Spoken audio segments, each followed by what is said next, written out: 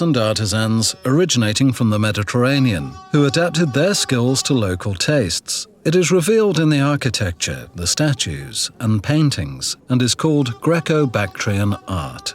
Bactria, the Greek colony furthest away from the Mediterranean, was governed by kings and a local aristocracy.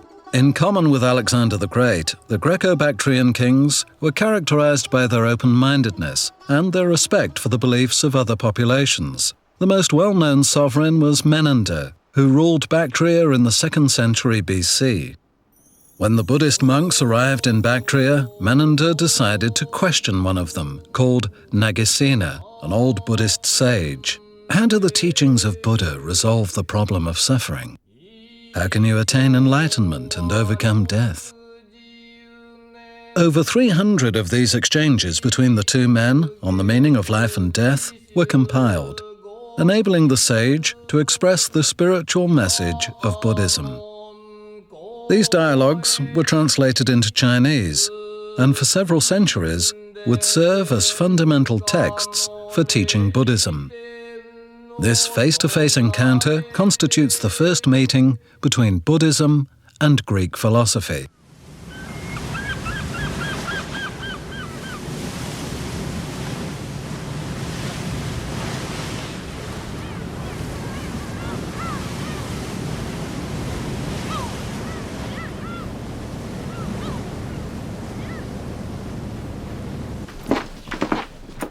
The Norwegian Academy of Science and Literature.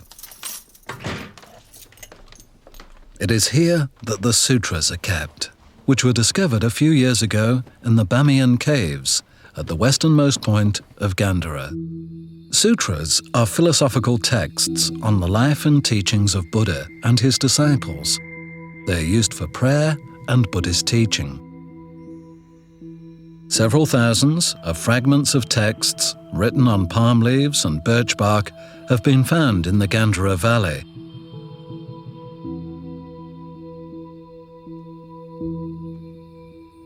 They're written in Kharostahi, an Indian language. The oldest ones date back to the 2nd century AD. Scientists from all over the world have gathered to study these manuscripts.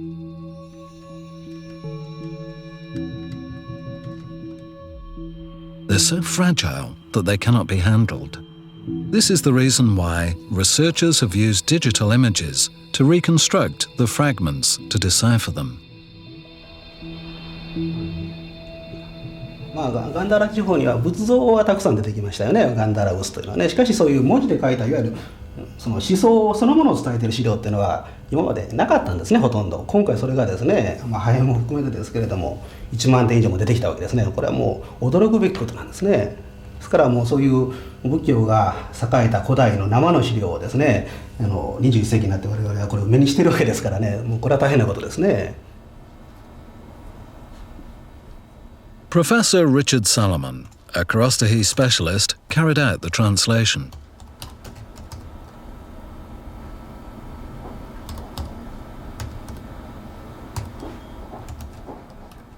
He discovered two extremely specific words in one of the texts. That is number 116 here.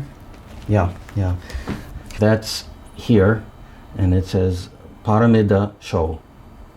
Paramida is perfection, and Sho is number 6. The 6 virtues are giving, including one's life, living according to morality, patience and humility, energy and tenacity, meditation, and an intuitive understanding of oneself and the universe. The first 4 virtues existed from the very start of Buddhism. The 5th and 6th virtues appeared afterwards and lead to self-fulfillment and enlightenment. They transcend the discipline and ascetic formalism in vogue during this period. It is possible to meditate and attain enlightenment anywhere and at any time without being a monk. This is the basis of Mahayana Buddhism, called the Large Vehicle, which is based on inner experiences.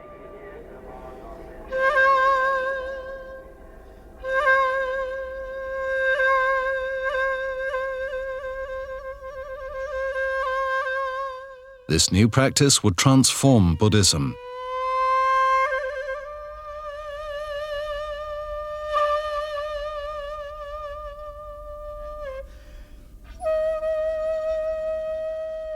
In the 6th century in China, it would give birth to Zen Buddhism, which then spread to Korea and Japan.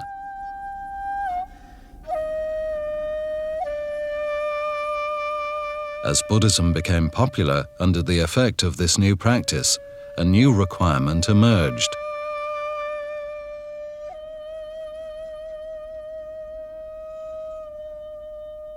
It is expressed in this sutra: I want to see Buddha. I want to hear the voice of Buddha.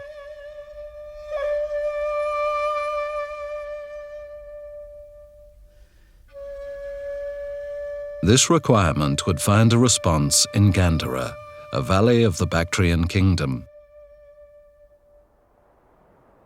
Bactria, a kingdom founded by the successors of Alexander the Great. Hada, east of Kabul, was located in present-day Afghanistan.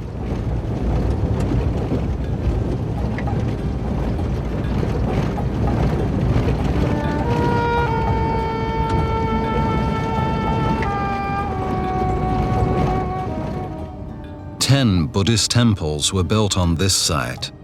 Hada suddenly became famous when no less than 15,000 Buddhist sculptures were exhumed, revealing that Gandhara was the holy land of Buddhism. Unfortunately, the sculptures can now only be seen in photos, as most of them, in common with the giant Buddhas at Bamiyan, have been destroyed, the victims of the religious vandalism of the Taliban. These statues were the first representations of the Buddha and date from around 100 BC. They embodied the Greco-Buddhist school, which appeared in the region where Hellenism was solidly entrenched. The innovation consisted in daring to physically represent the Buddha, which the Indian tradition had only evoked through symbols. Professor Tazi was responsible for discovering this sculptured piece, composed of a Buddhist character enthroned amidst Greek gods and heroes. What immediately attracts the attention is the way the statue of Buddha has been represented. His tunic is Greek, with typically Ionian pleats. This sculpture, representing a goddess offering fruit, is a typical subject of Hellenistic sculptures. She is next to an athletic character reminiscent of Hercules, a Greek demigod.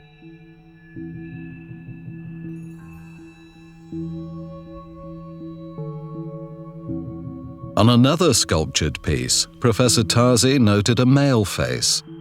The purity and sureness of the features, and the similarity to the profile in other depictions of Alexander, suggest that this could indeed be the famous conqueror.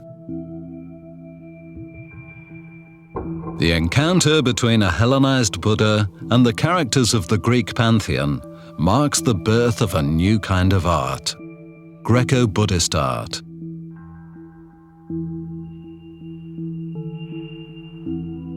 Professor Bernard carried out excavations at the Al-Qanum site, to the north of Hada.